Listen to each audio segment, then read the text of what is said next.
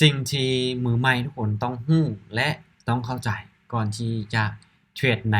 แพลตฟอร์มของ XR Trade ซึ่งในคลิปนี้เดี๋ยวตุ้ยจะมาอธิบายเกี่ยวกับแพลตฟอร์มของ XR Trade ให้ทุกคนได้เข้าใจไปนำกันซึ่งก่อนอื่นตุ้ยก็ต้องขออธิบายก่อนนะว่าการเทรดในแพลตฟอร์มของ XR Trade นี่นะเป็นการเทรดในรูปแบบของ Binary Option ซึ่ง Binary Option เนี่ยเป็นการเทรดเป็นการเก็งกำไรในระยะสั้นซึ่งจะเป็นการคาดเดาทิศทางของราคาว่าในอนาคตราคาของมันจะขึ้นหรือมันจะลงถ้าว่าเราเดาทิศทางถูกหรือวิเคราะห์ถูกเราจะได้ผลตอบแทนตามที่ระบบกำหนดเดี๋ยวเบิ่งนำกันเดี๋ยวตุ้ยจะพาทุกคนมาทำความเข้าใจในคลิปนี้ให้ทุกคนเบิ่งคลิปนี้ให้จบสำหรับไผที่เป็นมือใหม่อยู่คือสำคัญเราต้องเข้าใจในเรื่องพื้นฐานของระบบและฟังก์ชันต่างๆให้เข้าใจครบถ้วนก่อนที่คุณจะเทรดมาเดี๋ยวตุ้ยจะมาเริ่มกันเนาะคือสิ่งที่ตุ้ยจะมาอธิบายอันดับแรกให้ทุกคนมาเบิ่งบอนนี้ในบอนนี้เนาะจะเป็นเวลาที่จะบ่งบอกนะว่ามันใน1แท่งเทียนเนาะใน1แท่งเทียนมันจะมีเวลานับถอยหลังอยู่30วินาทีต่อ1แท่งเทียนเนาะถ้าว่าเวลามันนับถอยหลังฮอด0ปุ๊บแท่งเทียนมันจะเปลี่ยนเป็นแท่งใหม่ให้ทุกคนสังเกตเบิ่งตัวนี้เนาะปุ๊บ3 2 1 0ปุ๊บเห็นบ่มันจะเปลี่ยนเป็นแท่งใหม่เนาะเปลี่ยนเป็นแท่งใหม่เลยแล้วเวลามันจะนับถอยหลัง30วิคือกันถ้าว่ามันนับถอยหลัง30วิแล้วเนาะหมดแล้วมันก็จะเปลี่ยนในแท่งต่อไปซึ่งในตัวนี้เนาะใน30วิเนี่ยมันจะแบ่งออกเป็น2ช่วงเวลาเนาะซึ่งช่วงเวลา30วิทำอิฐเป็นช่วงเวลาที่เรานั้นวิเคราะห์เพื่อออกออร์เดอร์วิเคราะห์เพื่อออกออเดอร์เนาะคือในแท่งตัวนี้ในแท่งตัวเนี้ยเป็นจุดที่เราสามารถที่จะออกออเดอร์ได้จนกว่าเวลาของมันจะหมดลงไปให้เราสังเกตเบิ่งบอนนี้เนาะมันจะนับถอยหลังและตัวหนังสือที่ว่าเป็นหนังสือที่ว่าซื้อและขายนี่มันจะเป็นสีเข้มในระหว่างนี้เราสามารถที่จะกดซื้อหรือขายก็ได้ในขณะนั้นจนกว่ามันจะเปลี่ยนเป็นแท่งใหม่แล้วมานับถอยหลังอีก30วิเห็นบ่สีของมันจะจางซึ่งในแท่งเทียนต่อไปมันก็จะเป็นแท่งเทียนที่รอผลว่าโอเคเขาคาดเดาทิศทางหรือว่าวิเคราะห์ออร์เดอร์ไปถูกหรือผิดเห็นบ่มันจะเฮ็ดแบบนี้ไปเรื่อยๆเนาะหลังจากที่โอเคแท่งเทียนรอผลมันหมดไปปุ๊บ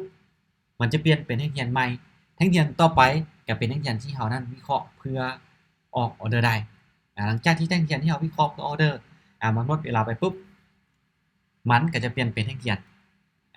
รอผลคือเก่ามันก็จะซ้ำกันไปมาๆแบบนี้เนาะ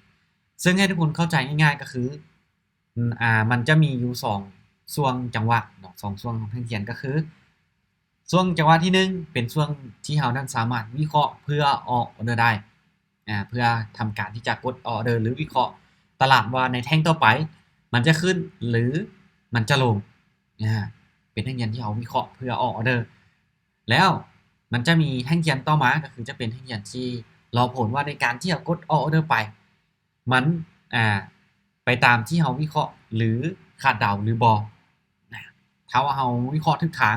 เราจะได้กำไรถ้าวิเคราะห์บ่ถูกทางเราจะขาดทุนสัญญาณจากช้าหน่อยนึงเนาะสัญญาณอินเทอร์เน็ตของประเทศลาวก็จะประมาณนี้ 5G แต่ว่า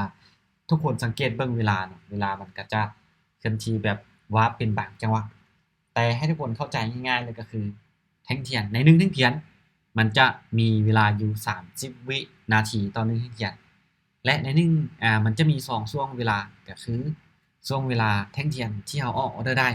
หนังสือของมันจะเป็นสีเข้มเป็นช่วงที่เราวิเคราะห์เพื่อออกออร์เดอร์ถ้าช่วงใดที่เป็นแท่งเทียนรอผลหนังสือระหว่างซื้อกับขายมันจะเป็นสีจางให้คนเข้าใจเลยเนาะและบัดนี้ในส่วนของที่ว่าการปรับเงินการปรับเงินเนาะหรือว่าในจุดนี้คือเป็นจุดที่เรา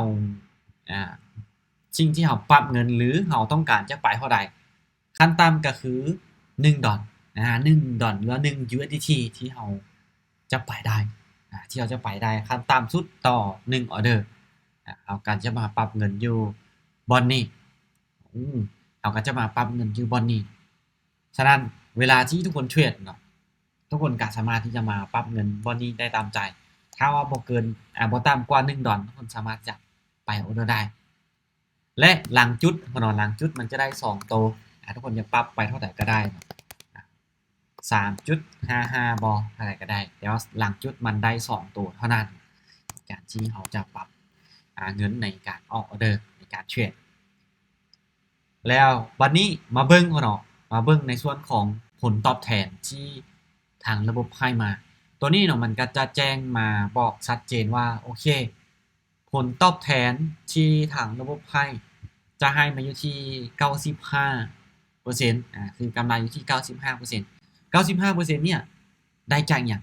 ก็คือถ้ายกตัวอย่างเนาะเขาออกออเดอร์ละ10 USDT มันจะได้กำไรอยู่ที่ 95% ของจำนวนเงิน10 USDT ก็คือได้อยู่ 9.5 เนาะในตัวนี้มันจะรวมมาทั้งต้นทุนและกับกำไรถ้าหากว่าเราไป10 USDT เวลาที่เราวิเคราะห์ทุกทางมันจะได้บวกกับต้นทุนของเราก็คือ 19.5 แต่กำไรแท้ๆที่เราได้ก็คือ 9.5 เหรียญหรือ 95% ของต้นทุนที่เรานั้นออกไปนี่คือในส่วนของกำไร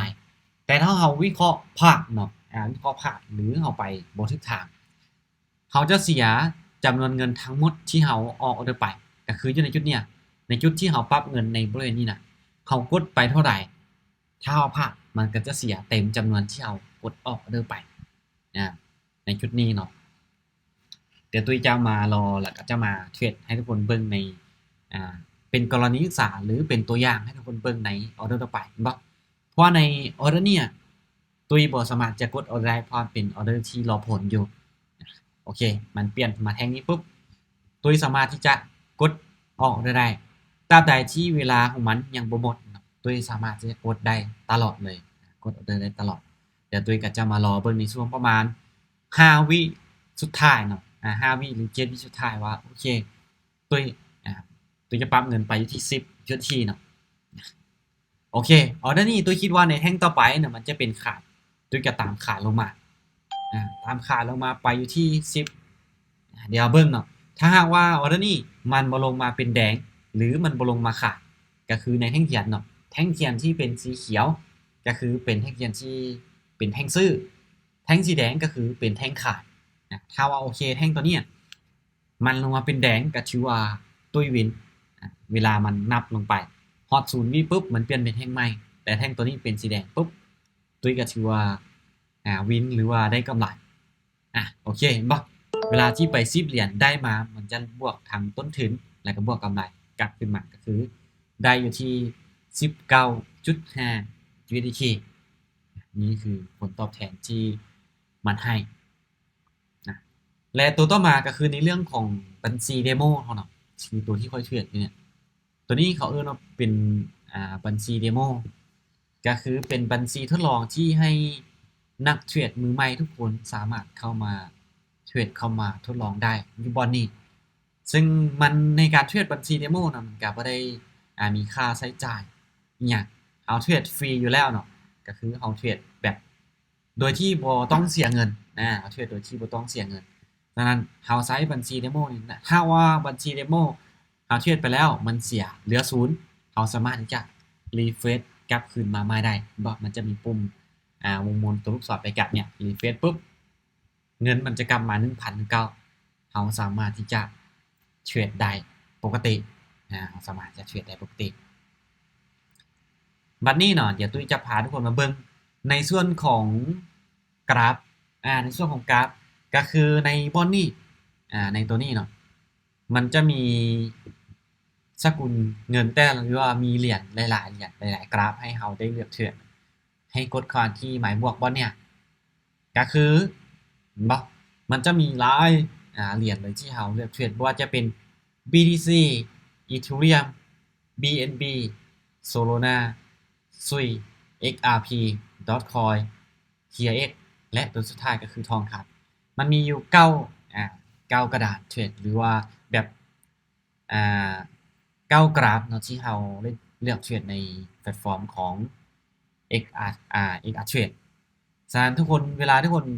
อยากเทรดทุกคนเลือกเทรดตัวใดก็ได้คือยกตัวอย่างตอนนี้ตุ้ยอยู่ในกราฟของทองคำตุ้ยจะเปลี่ยนไปกราฟของ BTC ตุ้ยก็กดมาที่กราฟของ BTC แล้วมันก็จะเปลี่ยนมาในกราฟของ BTC เลยฉะนั้นเนาะคือตัวเนี้ยแต่ละกราฟมันจะบ่คือกันได้แต่ละกราฟเนาะมันจะบ่คือกันบ่จะ BTC ทองคำหรือแม้กระทั่งอีเธเรียมกราฟของอีเธเรียมมันก็บ่คือกันแต่ละเหรียญก็คือราคามันแตกต่างกันการเคลื่อนที่มันก็แตกต่างกันฉะนั้นในตัวเนี้ยเราอยากจะเลือกเทรดตัวใดก็ได้ที่มันมีอยู่ในแพลตฟอร์มของ XR Trade นี้มันมีณปัจจุบันนี้ก็คือมีอยู่มีอยู่กราฟหรือว่า9คู่เงินที่ให้เรานั้นได้เลือกเทรดเนาะอันนี้คือความรู้พื้นฐานเกี่ยวกับ XR Trade ก่อนที่ทุกคนจะเริ่มเข้ามาเทรดเนาะก่อนที่ทุกคนจะเทรดบัญชีจริงทุกคนก็ต้องได้รู้ในจุดนี้เนาะนี่ถือว่าเป็นพื้นฐานคร่าวๆเลยที่ทุกคนต้องรู้และต้องเข้าใจโอเคสำหรับคลิปนี้ก็ประมาณนี้พอเนาะเกี่ยวกับความรู้พื้นฐานเกี่ยวกับ XR Trade เดี๋ยวในคลิปต่อไปเดี๋ยวตุ้ยจะมาแนะนำสำหรับการเทรดสำหรับมือใหม่ว่าเขาจะเทรดแบบไหนสำหรับคลิปนี้บายบายพอเนาะเดี๋ยวพบกันใหม่ในคลิปต่อไปได้อย่าลืมทุกคนกดติดตามช่องของตุ้ยไว้นะว่าจะช่องทางอย่างต่างๆให้ทุกคนกดติดตามไว้เนาะเพื่อบ่พลาดข่าวสารความรู้ที่ตุ้ยเอามาแบ่งปันกับทุกคนไปโอเคบายบายทุกคน